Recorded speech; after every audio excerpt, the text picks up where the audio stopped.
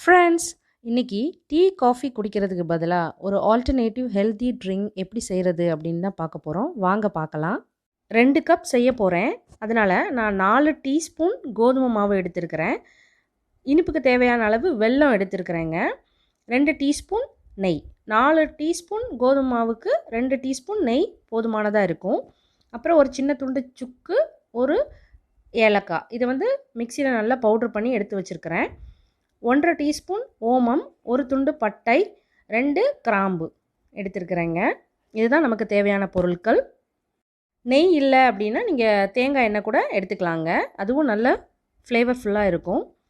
இப்போது நம்ம எடுத்துருக்கிற அந்த நெய்யை ஒரு கடாயில் விட்டுட்டு அதில் நம்ம எடுத்து வச்சுருக்கிற ஓமம், பட்டை, கிராம்பு அதை போட்டு நல்லா வறுத்துக்கணும். ஃபஸ்ட்டு அது நல்லா வறுபட்டதும் 4 டீஸ்பூன் கோதுமை மாவை ஆட் பண்ணிக்கோங்க. ஆட் பண்ணிவிட்டு நல்லா கலந்துக்கோங்க. கட்டிப்படக்கூடாது. நல்லா கலந்துட்டு நான் இப்போ 2 கப் செய்ய போகிறேன். அதனால் 2 கப் தண்ணி எடுத்து கொஞ்சம் கொஞ்சமாக விட்டு நம்ம கலந்துக்கணும். அந்த மாதிரி கலந்துக்கிறப்ப தான் அதில் கட்டிப்படாதுங்க. இந்த கூழ் செய்கிறதுக்கு கோதுமை மாவுக்கு பதிலாக நீங்கள் கம்பு மாவு, கேழ்வரகு மாவு எது வேணாலும் எடுத்துக்கலாங்க. எல்லாமே நல்லாயிருக்கும்.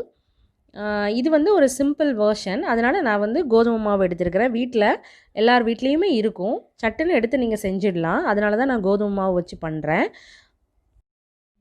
இதில் மெயின் என்னென்னா, நீங்கள் கோதுமை மாவோ கேழ்வரகு மாவோ எது எடுத்தாலும் அந்த நெய்யில் போட்டு நல்லா வறுத்துக்கோங்க. நல்ல ஃப்ளேவர் அதோட அரோமா வெளியே வரணும். அதுதான் மெயின். நல்லா வறுத்துட்டோம் அப்படின்னா நமக்கு தண்ணி ஊற்றுனதும் நல்லா அதில் இருக்கிற பச்சை வாசனை போய் கூழ் ரொம்பவே ஒரு வாசனையோட ரெடி ஆகிடுங்க. இப்போது தேவையான அளவு வெல்லம் சேர்த்துக்கிறேன். அதுக்கப்புறம் சுக்கு, ஏலக்காய் பவுட்ரு பண்ணி வச்சுருக்கிறதையும் ஆட் பண்ணிக்கிறேன். நீங்கள் கிட்ஸுக்கு கொடுக்குறதா இருந்ததுன்னா சுக்கு, ஏலக்காய் அதிகமாக சேர்க்க வேண்டாம், அளவாக சேர்த்துக்கோங்க. பெரியவங்கன்னா நல்லாவே சேர்த்துக்கலாம். ரொம்பவே வாசனையாக இருக்கும். இப்போது இந்த வீட் பொரிட்ஜ் நமக்கு ரெடி ஆகிடுச்சு. பாருங்கள், கொஞ்சம் திக்காகிடுச்சு. ஆறுனதுக்கப்புறம் இன்னுமே இந்த அளவு திக்காகிடுங்க. இப்போது நம்ம சர்வ் பண்ணிடலாம். மார்னிங் காஃபி, டீ எடுத்துக்கிறதுக்கு பதிலாக இந்த குளிர்காலத்தில் இந்த மாதிரி எடுத்துக்கோங்க.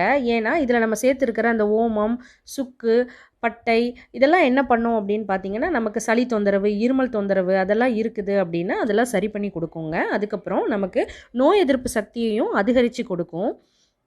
இந்த கூழில் இருக்கிற ஓமம், கிராம்பு, பட்டை, சுக்கு, வெல்லம், கோதுமை இதிலெல்லாம் நம்ம உடல் உறுப்புகளை சீராக ஏங்க வைக்கிறதுக்கான காம்பனன்ட்ஸ் நிறையவே இருக்குதுங்க. ரொம்பவே டேஸ்டியான பொரிட்ஜ் இது. வின்டர் சீசனில் குழந்தைங்களுக்கும் இதை கண்டிப்பாக செஞ்சு கொடுங்க. தனியாக நீங்கள் ஓமம், பட்டை, கிராம்பு இதோட இன்ஃப்யூஸ்டு வாட்டர் கொடுத்தீங்கன்னா குடிக்க மாட்டாங்க. பட் இந்த மாதிரி செஞ்சு கொடுக்குறப்ப ரொம்பவே விரும்பி குடிப்பாங்க. இன்னும் என்னோட சேனலை சப்ஸ்கிரைப் பண்ணலைன்னா கண்டிப்பாக சப்ஸ்கிரைப் பண்ணிடுங்க ஃப்ரெண்ட்ஸ். தேங்க்யூ.